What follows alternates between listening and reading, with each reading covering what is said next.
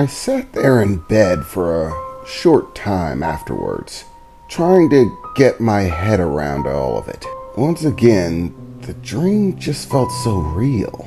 It was at that point that I recalled that Renee told me that the memories of my first transformation would eventually come back to me. So, is that what really happened that night? Well, after I transformed, I suppose Renee was telling the truth. It was me who asked her, but it was definitely a strange feeling. The whole thing just felt hard to place. But eventually, I just had to forget about it for the time being and begin getting ready for the day.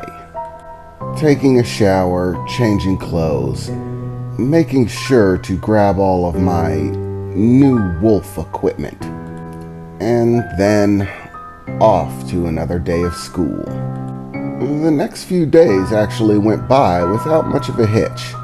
I mean, my days were fairly cramped, feeling as if I didn't have much spare time. Right after school, I had to go over to Renee's house and begin talking with her, learning about werewolf society and history, directly followed by training with her father. He would mainly split the training between physical exertion exercise, required to hone the abilities necessary to master his style, and then style training itself.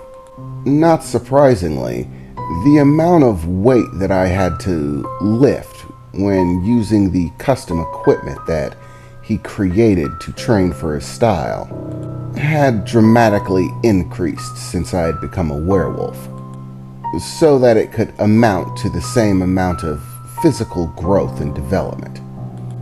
But all in all, it measured to about the same effect. Still, very sore hands and wrists that made it hard to do other things like eat or write.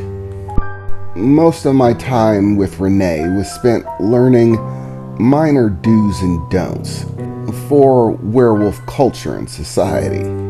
How to behave when in the presence of wolves outside of your pack, those that wolves also associate with outside of werewolves themselves, such as vampires.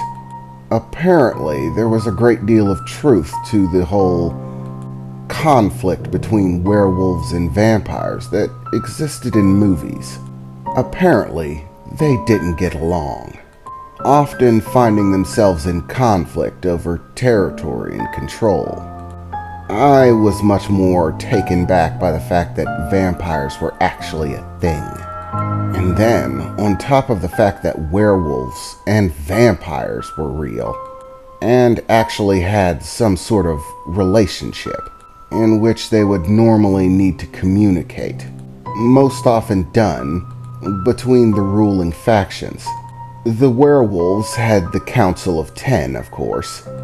Vampires, on the other hand, had a king, or more specifically, a queen. A single ruler who made all the laws and determined the rules that the rest of the vampires lived by. Apparently, she went by the name of Amalia Graves, and had been the ruler of vampire kind on Earth for about 1,600 years, and was not to be trifled with under any circumstances. Though vampires and werewolves weren't exactly friendly with each other, an all-out war hadn't broken out in a very long time, and the Werewolf Council was trying to keep it that way. But beyond that, there was actually even more to learn. For example, werewolves aren't just subject to werewolf law. Those are just the laws that dictate how we interact with each other, with other werewolves, members of packs, and the ruling government, aka the Council of Ten, and their officials.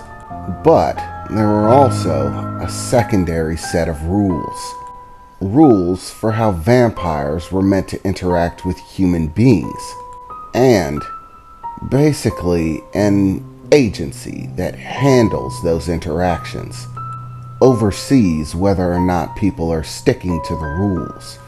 Basically, the rules are simple. You keep your mouth shut about anything involving the supernatural world. Humans are not meant to be a part of this world. As such, you don't tell them anything. It's perfectly alright to be friends with humans, to know them and interact with them on a regular basis. In fact, it's more than alright, it's absolutely necessary in order to maintain the idea that you're still human. But you weren't supposed to tell them anything. It's not illegal to bring one or two humans into the fold.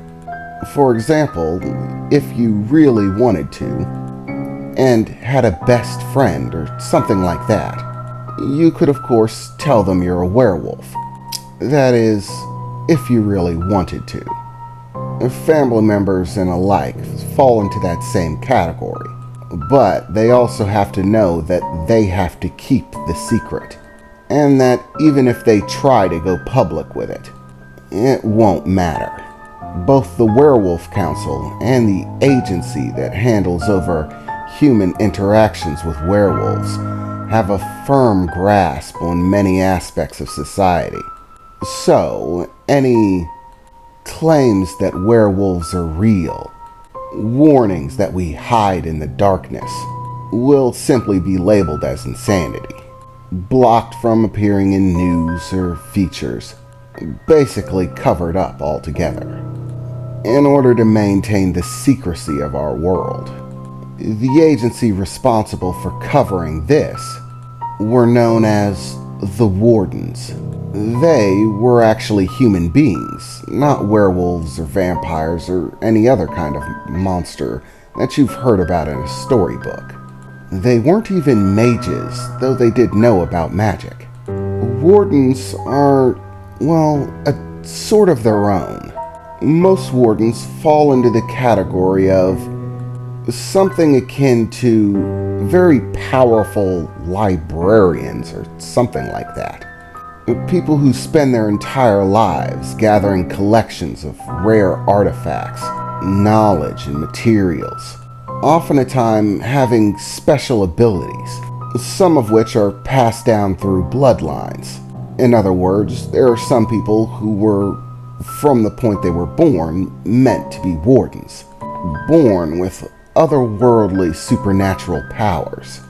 It was the job of the wardens to facilitate peaceful interactions between werewolves and vampires and other such supernatural entities with the world of man, and anyone who broke those rules, primarily the most important rule, which is there is no killing.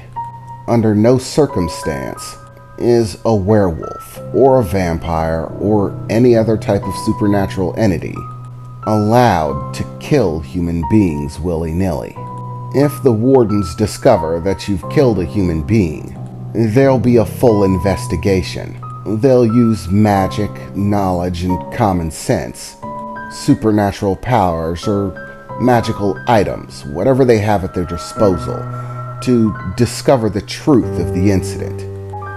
If you're found to be in violation of the basic rules of being a werewolf, meaning that you had all of the choice and opportunity in the world, that you weren't in danger in any way, or protecting yourself, and yet you killed the human being anyways, well, then you're found in violation of the interaction ordinance. At that point, the wardens put a hit out on you, meaning your name gets added to their list. This by no means means that your pack, or anyone else you have relationship with is going to leave you high and dry. They can still choose to support you if they wish. However, it's very rarely done. Most werewolves who fall into that category get left to fend for themselves, as the Wardens are a powerful organization and have an understanding with the Council of Ten that their purpose and reason for existence is necessary, both to ensure the safety of human beings as well as ensure the secrecy of the werewolf world.